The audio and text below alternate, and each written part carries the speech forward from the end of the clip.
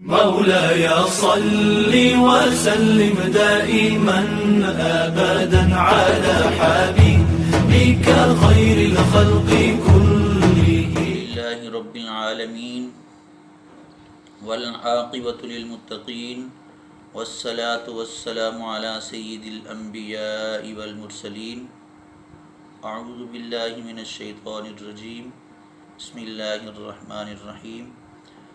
والمعانی الناقضۃ للوضوء کل ما خرج من السبیلین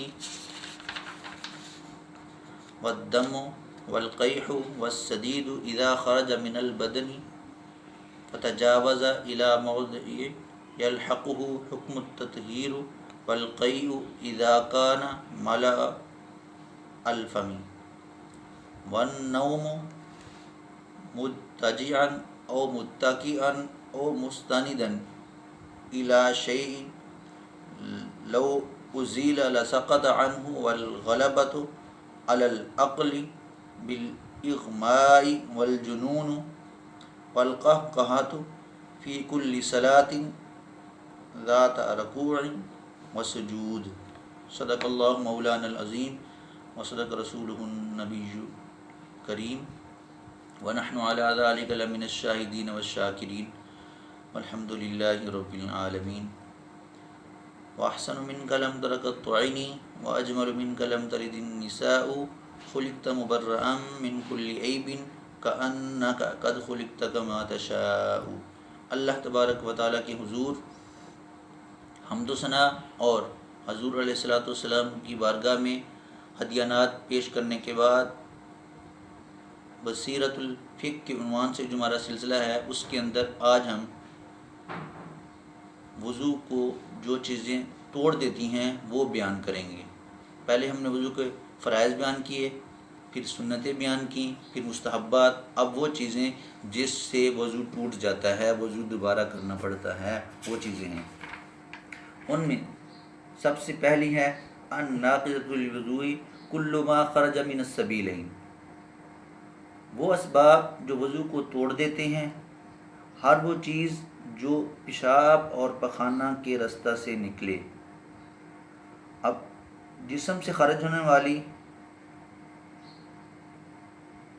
چیزیں وہ بھی توڑ دیتی ہیں وضو کو. جسم کے اندر داخل ہونے والی چیزیں وہ بھی وضو کو توڑ دیتی ہیں. انسانی احوال و کیفیات بقیہ اقسام جو بھی متفرع ہوں گی اس کی روشنی میں متفرع ہوں گی، خواہ بول و براز کے راستے سے نکلنے والی ہوں یا کسی اور راستہ سے، بذریعہ فم یا زخم، عادت کے مطابق ہو یا عادت کے خلاف بول و براز کے راستے داخل ہوں، مثلا حکنا یا اس کے علاوہ بذریعہ فم منہ یعنی کھانا وغیرہ. انسانی کیفیت بطور عادت ہو جیسے سونا یا خلاف عادت جیسے کہا عقل کا مغلوب ہونا. قسم اول اور دوم کو ناقض وضو حقیقی اور قسم سوم کو حکمی کہتے ہیں. والدم والقیح والسدید اذا خرج من البدن فتجاوز. والدم خون جب نکلے جسم کی کسی حصے سے تو وہ ٹوٹ جائے گا. والقیح اور وہاں سے زخم ہو، اس سے پیپ نکل آئے تو وضو ٹوٹ جائے گا. والسدید اور کچ لہو جو ہے وہ نکلے وہ بھی وضو کو توڑ دے گا. یہ چیزیں کب وضو کو توڑیں گی؟ اگر تھوڑا سا نکلا وہیں رہ گیا تو وضو نہیں ٹوٹے گا. اگر اس کے ساتھ کنڈیشن ہے اذا خرج من البدن فتجاوز الى موضع، جب زندہ انسان کے بدن سے ایسے مقام کی طرف خون، پیپ یا کچ لہو نکل کر اس زخم سے تجاوز، جہاں سے نکلا ہے وہاں سے ہٹ کے بہہ گیا ہے خون، پیپ یا کچ لہو، تو پھر وضو ٹوٹ جائے گا. حکم التطہیری، اور اس کو دھونے کا حکم بھی ہو، پاک رکھنے کا حکم بھی ہو. تو جیسے ہی کوئی زخم سے خون، پیپ اور کچ لہو نکلے گا اور نکل کر وہ بہہ جائے گا تو پھر وضو ٹوٹ جائے گا. اور آخری چیز ہے والقیء اذا کان ملا الفمی، اور قے کرے جب منہ بھر کر ہو تو وضو ٹوٹ جائے گا۔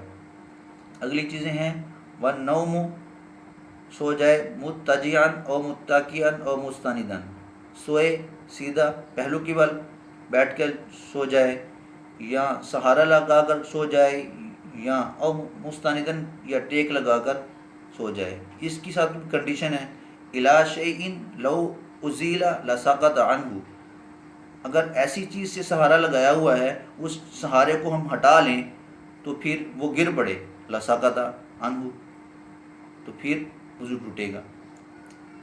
ول، اور اگلی چیز ہے والغلبۃ علی العقل بالاغماء، اور بے ہوشی کے سبب عقل کے مغلوب ہو جانے پر بھی وضو ٹوٹ جائے گا۔ والجنون، اور جب بندہ انسان پاگل ہو جاتا ہے تو پھر بھی وضو ٹوٹ جائے گا۔ اور آخری چیز ہے والقہقہۃ فی کل صلاۃ ذات رکوع و سجود، اور ایسی نماز جس میں رکوع اور سجدہ کیا جاتا ہے تو اس نماز میں کہا زور سے آواز کے ساتھ ہنسا تو وضو ٹوٹ جائے گا۔ یہ تھے وضو کو توڑنے والی چیزیں تھیں۔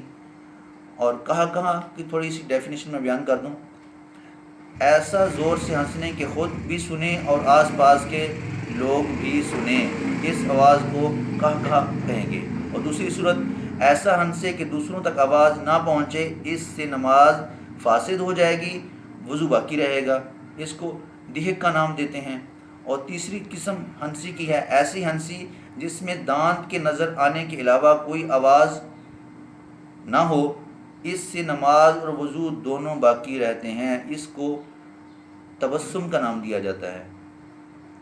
آج ہم نے نواقض وضو کمپلیٹ کر لیے، وضو کا بیان ہمارا کمپلیٹ ہو گیا۔ اس میں فرائض وضو، سنتیں وضو اور مستحبات وضو، اور آج نواقضات وضو توڑنے والی چیزیں، یہ بھی کمپلیٹ ہوگی۔ اللہ تبارک و تعالی ہمیں صحیح معنوں میں وضو کو کرنے اور نیک اعمال کرنے کی توفیق عطا فرمائے۔ وما علینا الا البلاغ المبین۔ والسلام۔